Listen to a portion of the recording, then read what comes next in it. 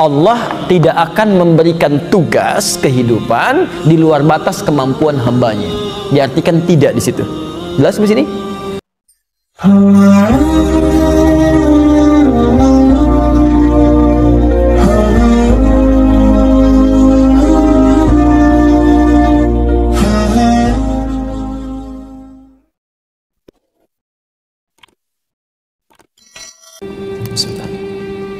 Wala tatamannawna bihi ma faddalallahu ba'dakum 'ala ba'd. Lirijali nasibun mimma iktasabu walin nisa'i nasibun mimma iktasabu. Was'alallaha min fadli. Ada ayat ini? Quran surah keempat An-Nisa ayat 32. Wala tatamannaw, dan janganlah banyak menghayalkan. Wah, itu kunci pencegahannya. Wah, ternyata sederhana, Pak. Ya, di Quran itu ada banyak obat yang sangat sederhana tapi dampaknya dahsyat. Ini peringatan juga pada para dokter. Kalau ada obat-obat yang sederhana, jangan diberikan beban orang-orang yang sakit itu.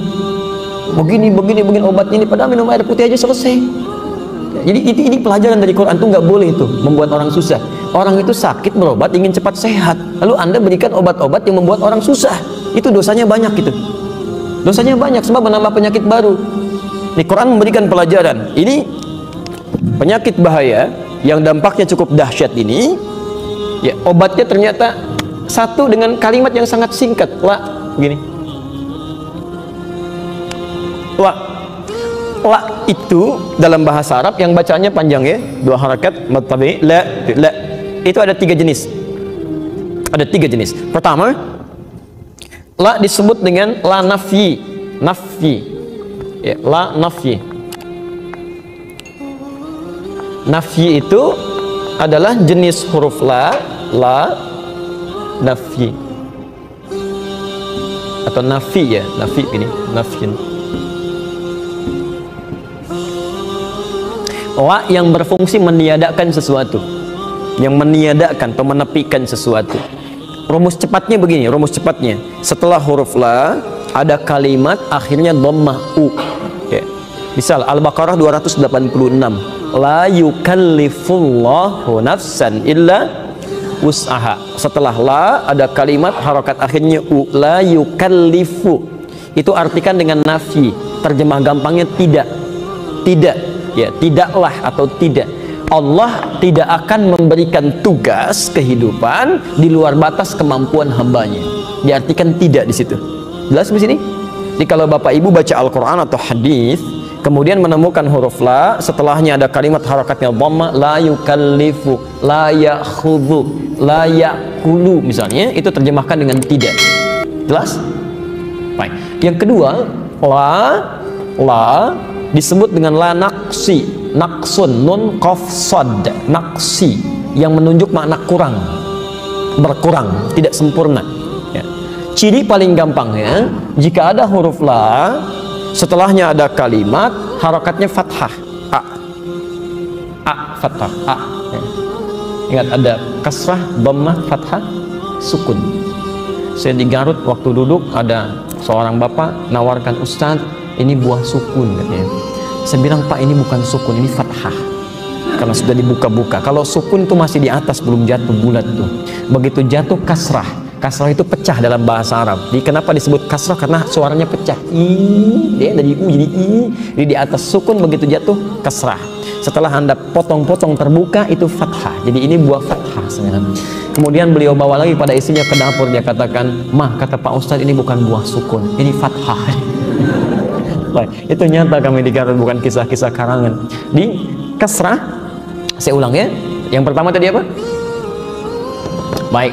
Pertama, dhamma, u, nafi. Kedua, naqsi, harakatnya fathah. Misal, saya beri contoh. Belajar Riyadhus Shalihin. Kitab Riyadhus Shalihin, karangan Imam An-Nawawi, ada 1896 hadis. Dilihat di hadis yang keempat, posisi paling kiri sebelah atas. Dari Sayyidah Aisyah radhiyallahu ta'ala anha.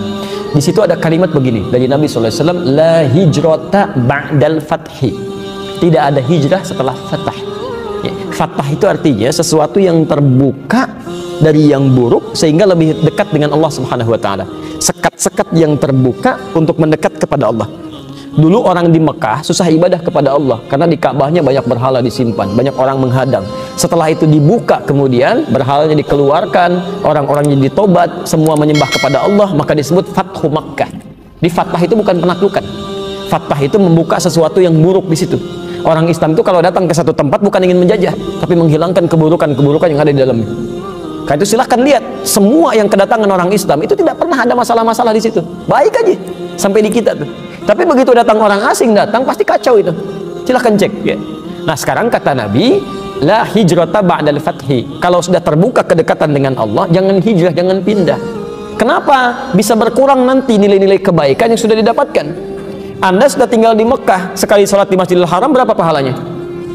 100.000. Tinggal di Mekah itu di Masjidil Haram 100.000. Dan auranya beda, selalu ingin cepat ke masjid. 1 jam sebelum adzan Pak sudah ke masjid. Sebelum adzan Bu, kayak pesantren gitu kan, masuk lagi, keluar lagi, masuk lagi, auranya lain. 100.000. Sudah dapat 100.000 di Mekah, pindah ke Bogor misalnya gitu kan, kan satu nilainya. Anda 100.000 pindah, jadi berkurang kan, naksi di situ. Sama dengan Anda tinggal misalnya di sini, dekat dengan masjid, ustadznya bagus-bagus, ada kajiannya gitu kan, kemudian senang, bisa ibadah di situ. Jangan pindah, kecuali ada sesuatu yang memang sangat mendesak. Karena ketika Anda berpindah, itu akan berkurang nanti kebaikan-kebaikan yang semula sudah didapatkan, dan berjuang lagi di situ. Termasuk di pekerjaan Anda. Kalau sudah memilih dekat dengan Allah, gampang sholatnya, dapat teman yang enak gitu kan, usahakan di situ. Ya, karena sulit lagi menemukan yang seperti itu. Anda pilih mana? Bekerja di satu tempat, gajinya 500.000 per bulan, dekat dengan Allah, sholatnya luar biasa, atau di tempat yang, maaf ya, 500 juta per bulan tapi susah sholat, Jumatan gantian, gitu kan, baca Qurannya susah. Pilih mana? Nggak ada pilihan ketiga. Saya. Nah, ini ujiannya ada di situ, Pak. Ya, ada sekarang banyak tawaran tapi maaf, penyakitnya juga banyak. Ada riba, ada tipu-tipu, ada macam-macam. Yang didapatkan memang banyak, tapi penyakitnya banyak. Ya. Kembalikan. Terakhir, la nahyi. Di sini kita berakhir. Nahyi, nahyi. Diserap dalam bahasa India nahi. Itu dari kata bahasa Arab nahi. Ya. Betul, nanti ada dari India yang tukar-tukaran dengan bahasa Arab. Termasuk angka-angka sekarang. Itu angka apa itu? Yang saya tulis angka apa? 53, 12, 168, angka apa itu? Jangan salah, itu angka Arab. Itu angka Arab yang menemukan Al-Khawarizm, itu angka Arab. Kalau yang sekarang Anda tuliskan begini, kemudian ada yang duanya begini, itu Hindi. Dari India nanti, dia ada pengaruh India, terbawa, tertuliskan. Silakan masuk ke laptop itu kan. Anda masuk ke situ ke control panel, di situ lihat bagian language. Anda buka optionnya, begitu Anda munculkan Arab, keluarnya Hindi tulisannya. Ya, silakan Hindi, itu di konsep itu sudah Hindi. Oke, saya tuliskan dulu. La nahyi itu ciri khasnya ujungnya mati, sukun. Sukun. La yashar, la yasrik, la yakul, la tatamannau, mati ujungnya tapi bulat harakatnya. Sekarang coba cek An-Nisa ayat 32 tadi. Lihat kalimat paling ujungnya, harakatnya fathah, dhammah, kasrah atau sukun. Wala tatamannau. Di kalimat ujungnya apa harakatnya? Sukun. Sukun. Perhatikan, la nahyi itu sifatnya larangan. Larangan diartikan jangan. Kalau sesuatu sudah diartikan jangan, artinya Anda kerjakan berpeluang berdosa, Anda tinggalkan dapat pahala. Ingat ya. Nah, kalimat la di sini ketika datang setan membawa aspek-aspek godaan dengan sifat-sifat buruk tadi, ya, berhayal dengan khayalan. Resepnya sederhana kata Quran, obatnya jangan berhayal, singkatnya tinggalkan. Jadi begitu ada khayalan, misal Anda lihat orang datang gitu kan, dengan mobilnya mewah sekali, setan masuk, itu seketika Pak Bu. Ingat ya, hukum ini akan terpraktekkan seketika. Jadi begitu ada orang membawa benda-benda baik, itu akan setan langsung, Anda nggak pikirkan pun meresap langsung, pengen.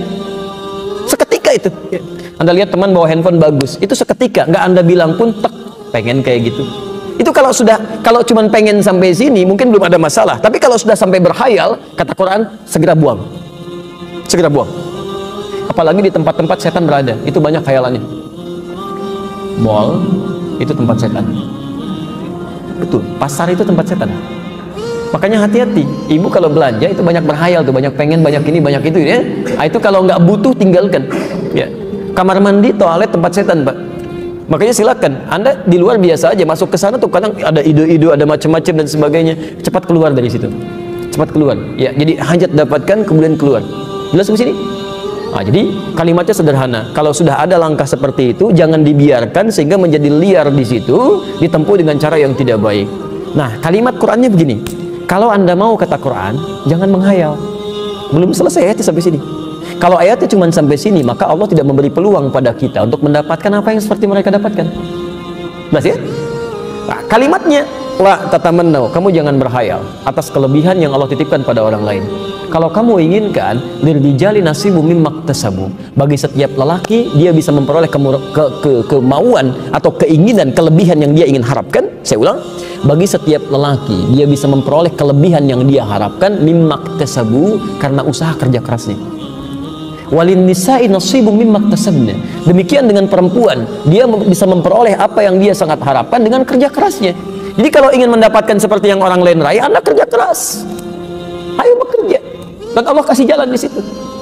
Bagaimana cara memulainya? Sebelum bekerja, minta bimbingan kepada Allah supaya tidak salah dalam mengerjakannya. Karena ada orang-orang yang ingin mendapatkan kedudukan tertentu, cuman caranya salah, nyogok sini, nyogok sana, hadirkan ini, hadirkan itu. Maka ditutup ayatnya, was'alullaha min fadli, mulailah dengan berdoa kepada Allah supaya mendapat bimbingan untuk meraih seperti yang orang lain dapatkan. Itu yang istimewa. Orang lain boleh bawa mobil bagus, Anda tidak dilarang untuk memilikinya. Maka berdoalah kepada Allah, ya Allah, mohon bimbing saya untuk mendapatkan yang seperti dia, tapi diarahkan kepada kebaikan-kebaikan.